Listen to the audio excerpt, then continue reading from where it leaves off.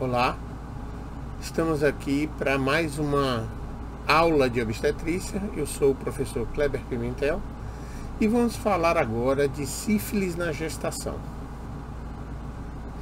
Esses são os pontos da aula sobre sífilis na gestação: informações iniciais, transmissão, rastreamento e diagnóstico, tratamento, prevenção e acometimento do feto, IRN. Esses são os pontos que nós vamos tratar nesta aula. Sobre informações iniciais, são informações mais gerais sobre epidemiologia, sobre pontos importantes. Então, esses serão os pontos que nós vamos abordar. Primeiro, eu tenho que lembrar que sífilis é uma importante questão de saúde pública. Vou mostrar dados para vocês sobre isso, principalmente no nosso país, o Brasil. É uma doença de transmissão sexual.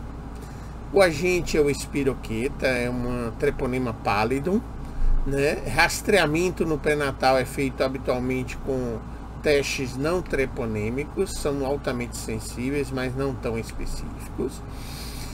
A confirmação vai ser sempre necessária com teste treponêmico, em geral aqui a gente chama o FTA-ABS.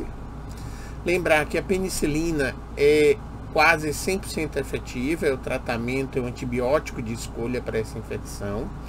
E a partir de 9 a 10 semanas já pode haver transmissão transplacentária. Então, eu quero que vocês gravem bem esses pontos importantes, que é o que norteia a sífilis na gestação. Outros pontos é, se uma mulher com sífilis não tratada tem uma série de gestações, ou seja, ela teve sífilis na primeira e teve gestações subsequentes, a probabilidade de infecção do feto em gestações posteriores torna-se menor. Essa é o que a gente chama de Kassovitz Law, ou Lei de Kassovitz. Quer dizer o seguinte: à medida que ela vai passando na vida e as novas gestações, ela tem uma resistência maior em ter a infecção. Quanto mais recente a infecção por sífilis, maior será a chance de transmissão. E aqui a gente traz com esses dados aqui. O risco de transmissão é de 50% para sífilis primária e secundária, 40% para sífilis latente precoce e 10% para latente tardia. Ou seja, graus mais avançados transmitem menos. E aqui eu trago outro dado epidemiológico: 1,36 a 2 milhões de mulheres são afetadas pela sífilis na gestação. Observe que em 1998 a 2012 tivemos no Brasil 80 mil casos de sífilis. E mais que isso, a ocorrência de sífilis em gestantes no Brasil vem apresentando aumentos significativos. Nos últimos anos está tendo uma campanha para se tentar bloquear esse avanço da sífilis. Observe que teve uma alta constatada de 1.047% entre 2015 e 2013. Hoje, quando a gente está fazendo essa aula, nós estamos em 2020, né? E isso foram dados da Febrasgo 2016. Se procurarmos nas informações na internet, observe que nesse ano, em 10 de fevereiro de 2020, a Associação Nacional de Hospitais Privados, a ANAP, ela publicou uma notícia dizendo que o Brasil tem 18 casos de sífilis por hora, segundo informações do Ministério da Saúde. Observe quão importante é a situação da sífilis, tá? Isso dado de fevereiro de 2020. Agora, pense o seguinte: pontos importantes ainda sobre sífilis. A gente aprende que ela tem 3 fases: uma sífilis primária, uma sífilis secundária e uma sífilis terciária. Obviamente a gente vai falar sobre cada uma e depois vamos falar do tratamento. Vimos inicialmente aqueles dados iniciais, é importantes dela. Agora eu preciso entender essas fases. Então, primeira fase, fase de sífilis primária, logo na primeira infecção. O que aparece no indivíduo para eu suspeitar de sífilis? É o famoso cancro duro. É uma lesão única, indolor, no local da entrada da bactéria. Geralmente ela é áreas de mucosa fragilizadas, abertas ou pele escarificada. Então, na genitália, como a transmissão é predominantemente sexual, então será naquele local ali: pênis, vulva, vagina. E ela ocorre após a infecção durante um período de incubação de 10 a 90 dias. Então, essa faixa de 10 a 90 dias do contato sexual é que vai aparecer a lesão sifilítica. Essa lesão pode ter cura espontânea por um período de 2 a 6 semanas, ou seja, de 15 dias a um mês e meio. Ela se cura espontaneamente e ela vai mudar de fase. Ela passa a ser depois uma sífilis secundária, né? Se não for tratada, a lesão não foi identificada, ela vai ser evoluir para essa fase secundária. Nessa fase secundária, a doença afeta a região como pele, principalmente palma das mãos e planta dos pés, são lesões maculares, a cabeça, a área do pescoço, o trato gastrointestinal. E se não tratada essa sífilis secundária, ela evolui então para uma fase chamada fase latente, que pode durar anos sem apresentar nenhuma manifestação clínica. Mas, como vimos no slide anterior, ela pode ainda, latente precoce, no primeiro ano de fase latente, 40% de transmissão. A sífilis terciária, essa daí já pode levar anos, chega até 20 anos de evolução. Quando isso acontece, é a forma de inflamação e destruição de tecidos ósseos, sendo os mais graves casos de sífilis. Ela envolve o sistema cardiovascular e envolve a neurosífilis, que inclusive recebe até um tratamento especial, tipo de penicilina, por exemplo. Não pode ser a bezatina que a gente vai falar, vai ser a cristalina, porque pela necessidade de penetração no sistema nervoso central e no líquor. Então, 3 fases. E essa evolução é de uma evolução lenta, obviamente se não tratada. Bom, depois dessas informações iniciais, essa geral de sífilis, vamos ver como é que ela se transmite. Então, o nosso foco é gestação. Então, eu tenho 2 formas predominantes, que é a forma sexual e a forma transplacentária. Obviamente, se eu fizer um transplante de sangue, é capaz também de haver. Hoje em dia é muito difícil, é quase impossível, porque todo o sangue transfundido é testado. Mas nós temos então o foco na sexual e o foco na transplacentária. Embora nosso aqui, essa aula é bem focada no transplacentário. Sexual porque a mãe precisa estar contaminada. Então, predominantemente sexual, um terço dos indivíduos expostos a um parceiro sexual com sífilis adquirirá a doença, ou seja, nem todo mundo em contato com a paciente com sífilis vai ter a doença, mas ninguém vai arriscar. Haja vista que a doença está aumentando. O risco de transmissão é sempre maior na primo-infecção e vai reduzindo à medida que o parceiro contaminado, que é o contaminante, que é o que transmite, vai evoluindo sem tratamento. Ele vai evoluindo de fase primária, secundária, latente e terciária. Ele diminui a taxa de transmissão, mas ainda existe essa possibilidade. A transplacentária, que é o nosso foco principal. Nas fases primária e secundária da doença, as taxas de transmissão transplacentária ou transmissão vertical, que é o outro nome que a gente dá, está entre 90% e 100%. O que quer dizer isso? Uma paciente contaminada por sífilis, se não for tratada imediatamente, muito provavelmente aquele bebê vai ser infectado.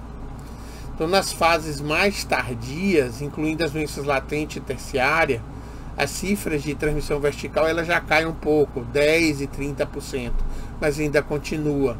Então, por isso o foco de se rastrear sífilis no pré-natal. Então, é uma condição sine qua non, o mundo inteiro rastreia sífilis. Depois de informações, transmissão, agora vamos falar de rastreamento e diagnóstico. Eu falei, olha, eu preciso rastrear. Então, como é que a gente rastreia e diagnostica sífilis na gestação?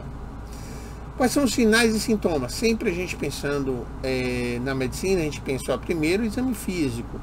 Como é que eu posso identificar uma gestante que tenha sífilis? Ela vai te indicar, ou ela queixa da lesão, ou você, na hora do exame físico, vai identificar essa lesão.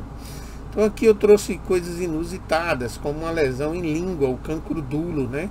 Aquela nodulação endurecida, indolor, é uma característica da sífilis, não ter dor no local, tem uma uma área endurecida aqui na vulva, bem junto na fúrcula, aqui no pênis. Aqui já é uma lesão de sífilis secundária, essas máculas e pápulas. Obviamente que você vai ter que diferenciar de outras infecções que podem estar associadas a essas lesões em mãos e pés, mas tem sempre que pensar em sífilis quando se tratar de gravidez ou encontrar esse tipo de lesão, ok? Então, como é que a gente rastreia? Duas opções.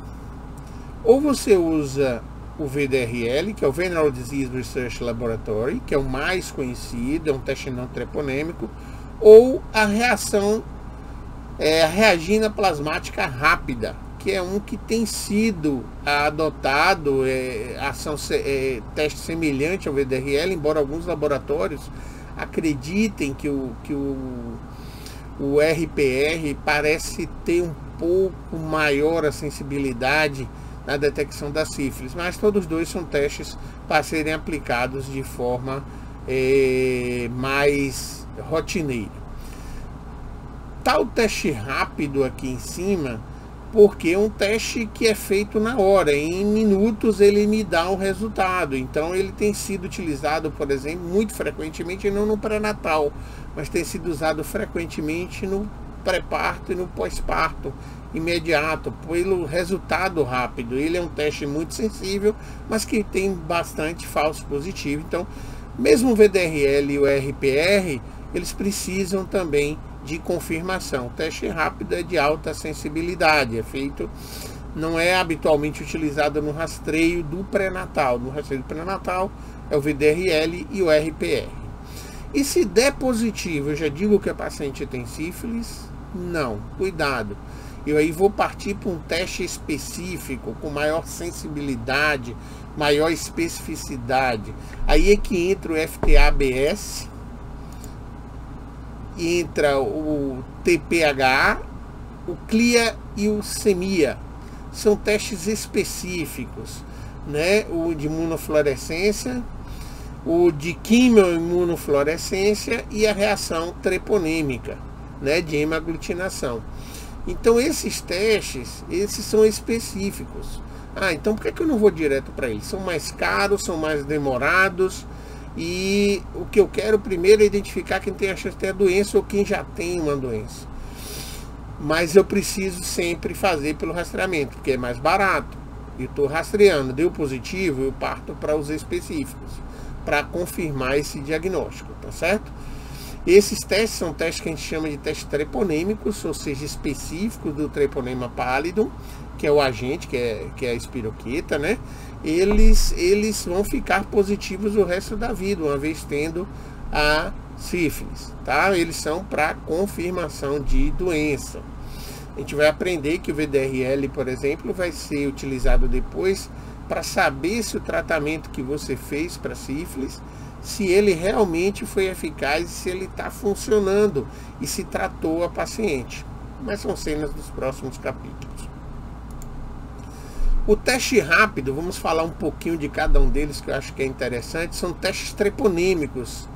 Ele não negativará depois do tratamento, então ele só serve para identificação inicial, do mesmo jeito que FTA-ABS. Então o teste rápido é para identificar a espiroqueta, tá? Um teste treponêmico que pode ser realizado de maneira rápida em locais com rede laboratorial de difícil acesso. Aqui está um kitzinho, pinga o sangue da pessoa aqui, coloca na caixinha. Essa caixinha vai dar se é reagente ou não reagente, né? Por ser um teste treponêmico, ele já é confirmatório, única amostra. E, pô, já tem, eu já vou tratar se tiver positivo. Sua realização utiliza a tecnologia de imunocromatografia em fita e fornece resultado em até 20 minutos. Qual é a aplicabilidade dele? Como eu disse, ele habitualmente é aplicado, o teste rápido, na hora do parto ou logo no pós-parto imediato, quando não foi feito lá no pré-natal aquela triagem com o VDRL ou RPR. Tá? Um teste bem específico. Kleber, e se o teste rápido der positivo, eu preciso fazer FTA-ABS para tratar? Não, eu vou tratar. Depois eu até faço FTA-ABS ou os outros testes treponêmicos específicos, mais demorados, mais confirmatórios, mas eu trato logo porque o tratamento é mais benéfico do que o risco de perder o tratamento daquela paciente, de se perder na saída de alta e tudo mais. E o VDRL? VDRL é o Venereal Disease Research Laboratory, né? É de rastreamento pré-natal, é o que a gente mais usa, o que se ensina com muita frequência. Geralmente é apenas para segmento de paciente, interpretação de critério de cura, como a gente usa ele, rastrear, identificar, né? Mas olhe bem, os testes treponêmicos ficarão positivos indeterminadamente na maioria dos indivíduos, quando adequadamente tratados, ou seja, o VDRL ele vai negativar se o indivíduo for tratado, mas o FTABS, o TPH, o de quimiofluorescência não vão. Eles vão permanecer positivos o resto da vida. O VDRL, então, ele é utilizado para rastreio e para critério de resposta ao tratamento, tá certo? Ok, e o FTABS, que eu falei, que é a absorção de anticorpo treponêmico fluorescente, ó, ele é feito no laboratório, demora um pouco mais, ele vai usar uma antigama globulina marcada para identificar o treponema pálido. Esse teste treponêmico vai ficar, de novo, indeterminadamente, na maioria dos indivíduos adequadamente tratados, ele fica positivo, mas ele é confirmatório. Então, se lhe perguntarem, VDRL confirma? Não, VDRL não confirma. É um teste positivo para si, mas não confirma. Quem confirma são os testes treponêmicos, né? Ok. E o teste treponêmico de quimioluminescência?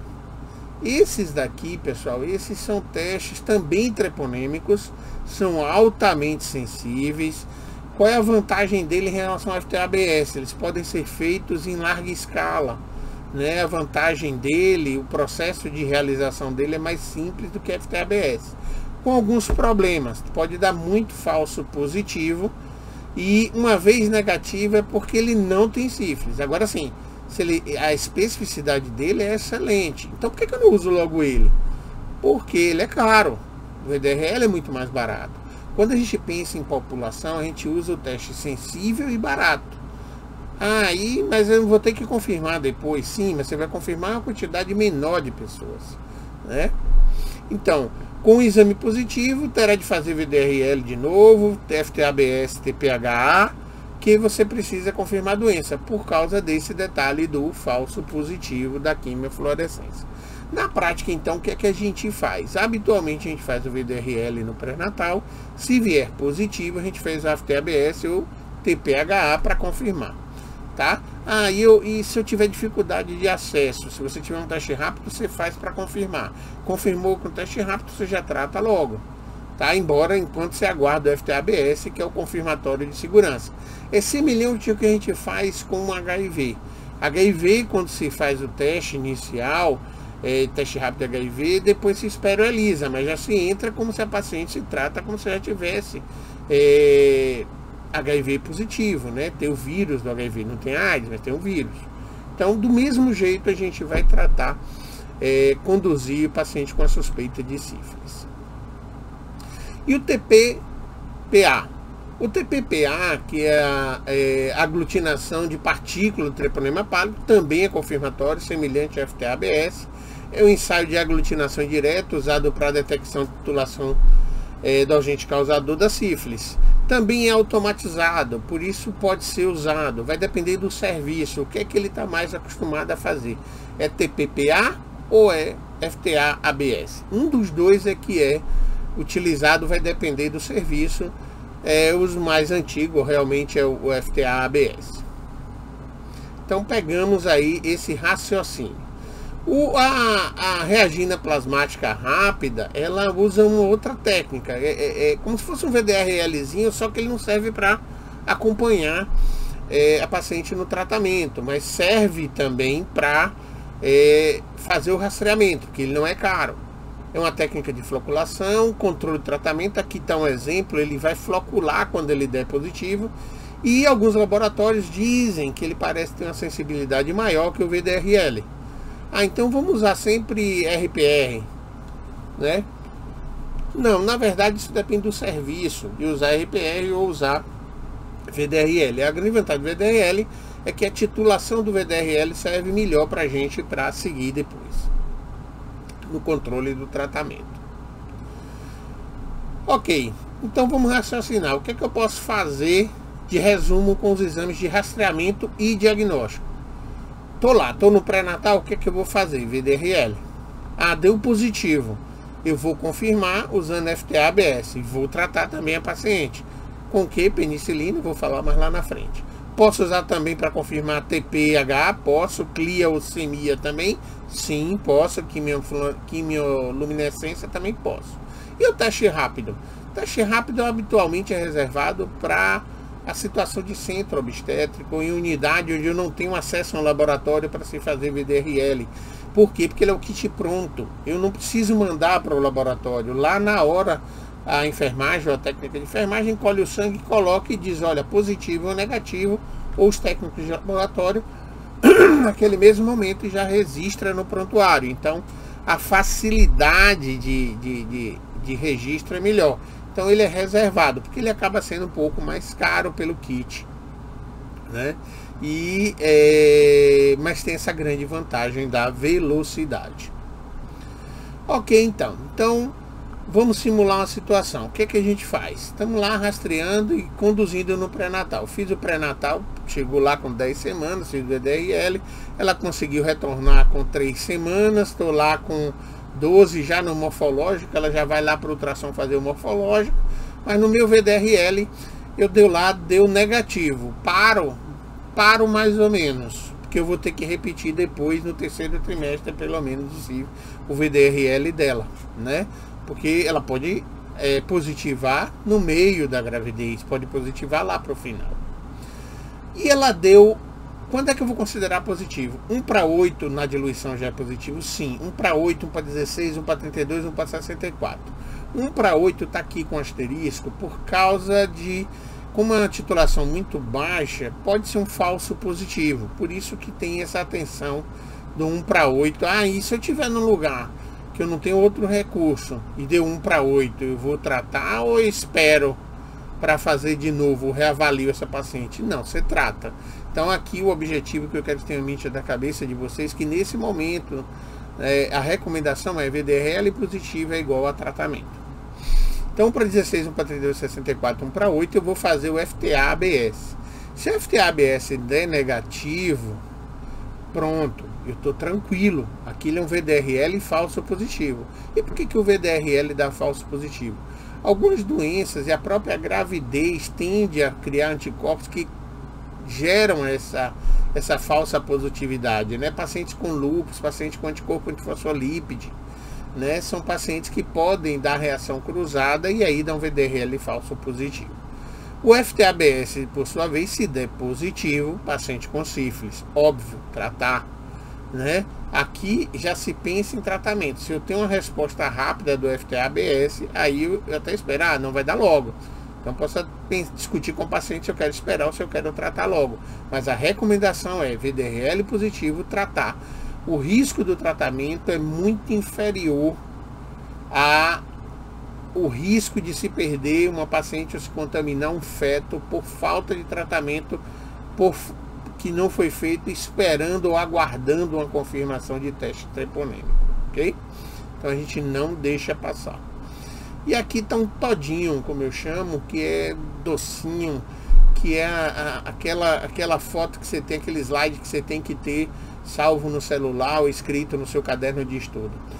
Interpretando esses resultados. Aqui eu coloquei só o VDRL e o FTA-ABS para que a gente possa ter os dois testes, né? O de triagem e o confirmatório. Então, eu tenho o VDRL positivo e o FTA-ABS positivo, não tenho dúvida, estou com diagnóstico de sífilis. VDRL negativo, mas a paciente tem sinais, história, e aí eu resolvi fazer o FTA-ABS e ele deu positivo, é paciente já imunizada com IgG ou latente secundária. Lembrem que depois da secundária vem a fase latente, que é assintomática, né? E tem uma chance na fase latente de ter VDRL negativo. Infelizmente, ele não é 100% o exame. Um VDRL positivo, FTA-ABS negativo. Aí como é que eu interpreto? Reação cruzada. VDRL negativo, FTA-ABS negativo, ou seja, paciente livre, não teve contato e não tem a doença. Essa é aquela que eu vou ter que repetir lá no terceiro trimestre, 28, 32 semanas aproximadamente. Eu preciso repetir esse VDRL dela. E vou repetir no parto caso eu não tenha, né? Então lembra do teste rápido, quem não tem eu já faço ali na hora. Perfeito, fechamos exames, rastreamento. Diagnostiquei a paciente com sífilis. Meu próximo passo, tratamento.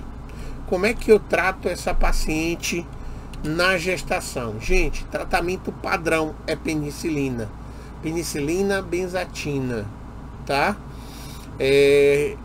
Para neurosífilis, que provavelmente não vai ser o que a gente vai encontrar habitualmente, aí a cristalina é uma outra parte. Eu tenho que lembrar e ter muita atenção em ler isso. Considera-se que a doença tratada antes de 6 semanas previne infecção fetal. Por isso a importância da avaliação logo na primeira consulta, logo no primeiro trimestre. Ou seja, toda mulher que eu conseguir tratar antes de 16 semanas, eu tenho uma chance enorme de prevenir infecção fetal. Só que após as 16 semanas, provavelmente aquela paciente, se ela não abortou pela infecção, ela vai ter um feto potencialmente infectado. E aí, se acabou tudo? Não, porque a penicilina benzatina também trata o feto. E como é que a gente trata? Aqui eu tentei colocar para vocês um esquema semelhante a uma receita, né? Então, para sífilis recente, que a gente vai considerar recente quando? A primária ou a secundária, né? Como é que eu vou dar? O tratamento vai ser penicilina benzatina, 2.400.000 unidades, intramuscular. A ampolinha está aqui, ó, 1.200.000, vai ser uma ampola em cada nádega. Pronto, tratei a paciente e vou segui-la com VDRL. Segunda situação, sífilis tardia, latente ou terciária, né? Que é a latente ou terciária. Aí eu já vou usar um pouco mais. Vão ser 7.200.000, 3 ampolas, né? Dividida em 3 aplicações semanais de 2.400, tá? Intramuscular com administração de ampola em cada glúteo, né? Obviamente, se houver acometimento do sistema nervoso central, aqui é só uma observação, não vai botar essa observação na receita, isso aqui é só para vocês. Recomendo-se a utilização de penicilina cristalina ou procaína, já que a benzatina não tem passagem adequada na barreira hematolicórica. Aquilo que eu falei antes para vocês, neurosífilis é procaína, aí vai ser e cristalina venoso internado. Na benzatina, só essa diferença aí de posologia dependendo do estado ou da fase da sífilis. Aqui é só a mesma lembrança no slide, não naquele modelo que eu mostrei de receita. E a titulação do VDRL, como é que a gente vai fazer? O paciente estava com VDRL positivo, 1 para 36, 1 para 64, eu já vou tratar, não vou nem esperar o treponêmico, já estou começando a tratar, enquanto eu estou aguardando o treponêmico. E aí, como é que eu interpreto isso? Primeiro, eu tenho que esperar o quê? Que a resposta adequada ao tratamento é a partir da observação de queda de 2 ou mais titulações do VDRL em 2 a 3 meses após o tratamento. E como é que eu faço essa titulação? Ela, às vezes, em algumas mulheres pode ser lenta. Então, a redução tem que ser sequencial. A manutenção desses títulos pode ser observada mesmo após o tratamento adequado.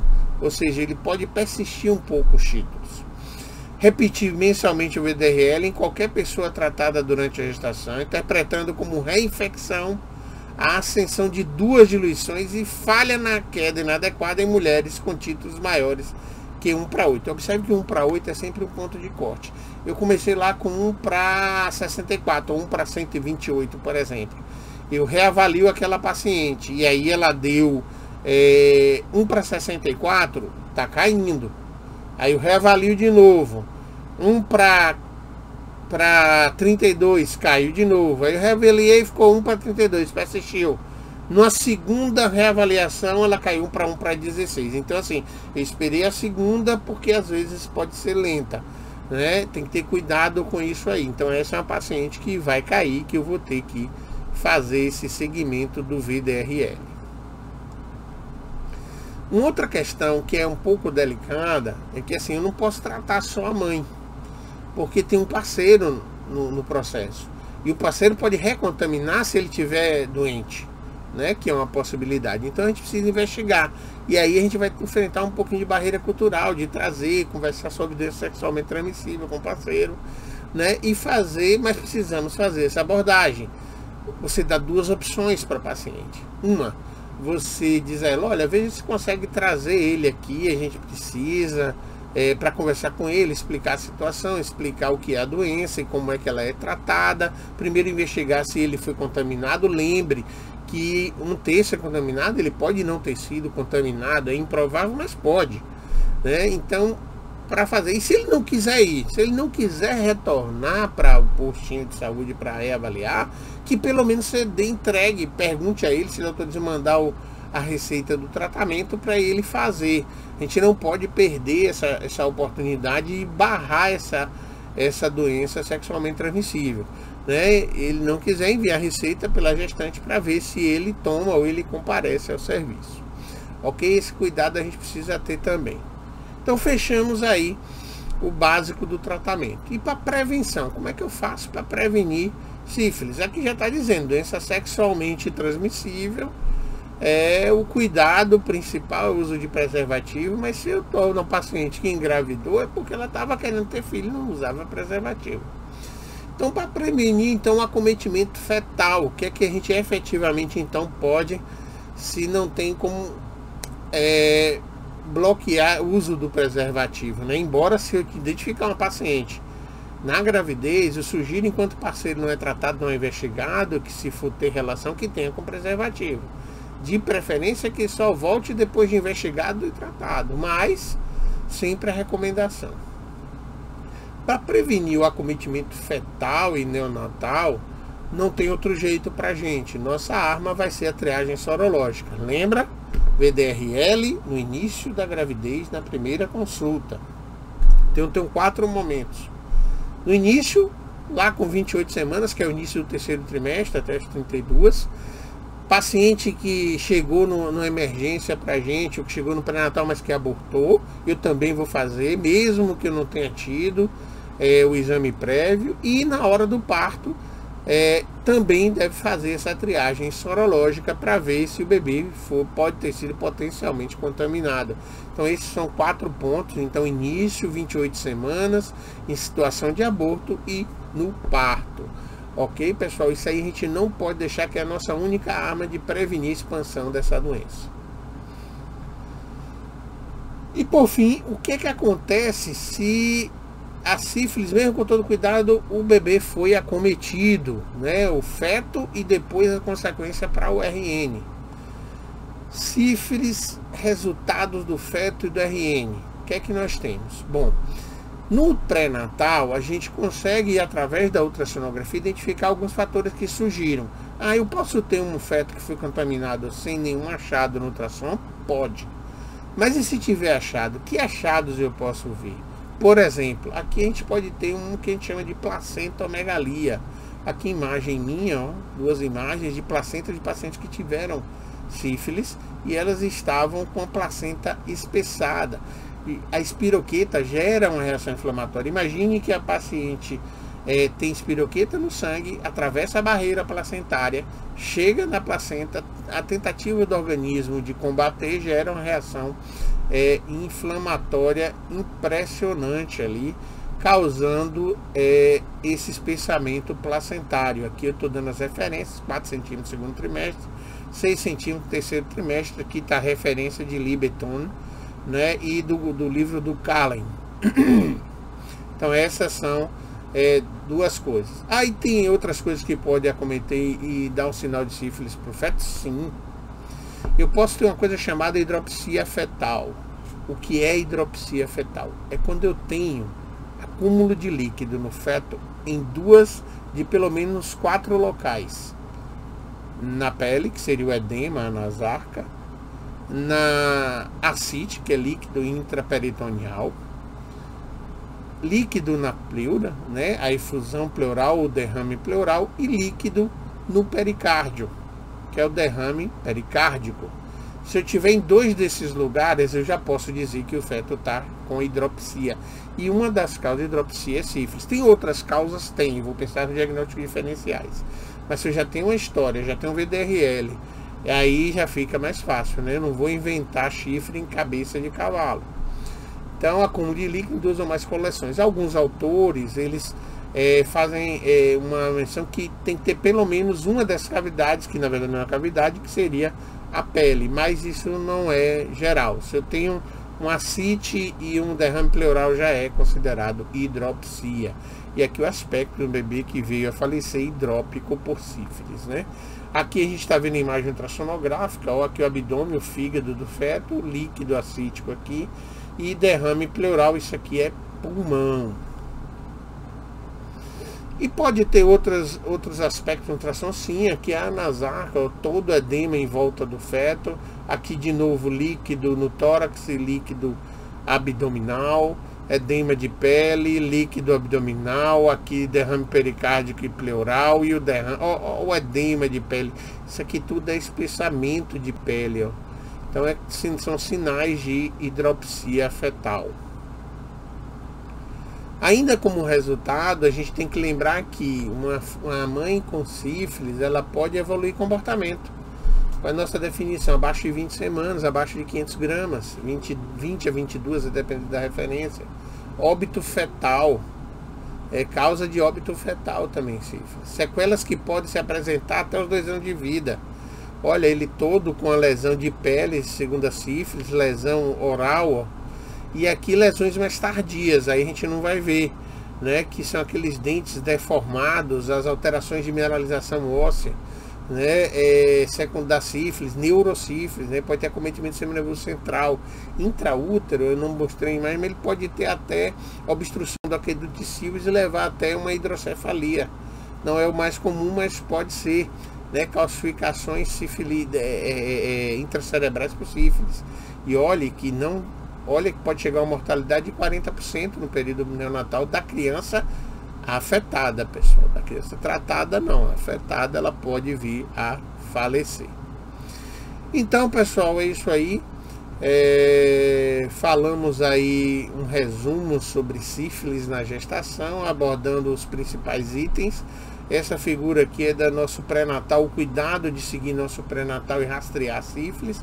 E uma mensagem que eu gosto sempre de passar para vocês é: estudem diariamente. Eu digo, invista sempre 20 minutos. Crie o hábito. Esses 20 minutos vão virar 2 horas intercaladas, obviamente, mas comece com os 20 minutos, ok? Então, tudo ótimo, maravilha, até a próxima aula.